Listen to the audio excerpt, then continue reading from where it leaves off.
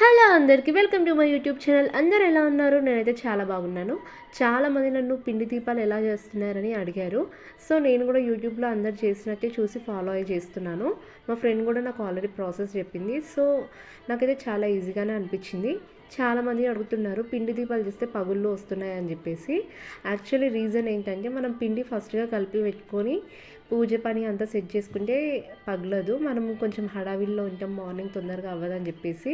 ముఖ్యంగా నాలాగా జాబ్కి వెళ్తున్న వాళ్ళకైతే అస్సలు టైం ఉండదు కాబట్టి ఒక చిన్నగా కొంచెం అలా పగుళ్ళు వచ్చేస్తే పర్ఫెక్ట్గా రావాలంటే ఇంకెక్కువసేపు పిండిని నానబెట్టాలి.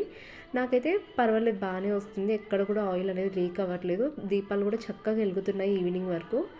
సారీ మార్నింగే నేను పక్కన పెట్టిన దీపాలు ఈవినింగ్ వరకు అయితే వెలుగుతున్నాయి. లాస్ట్గా పిండి దీపాలు అయితే నేను ఆవుకు పెడుతున్నాను. చాలామంది చెప్పారు ఆవుకే పెట్టాలని, ఆవుకే పెడుతున్నాను. Thanks for watching this video. ఒక లైక్, షేర్, సబ్స్క్రైబ్ చేసుకోండి. Thank you.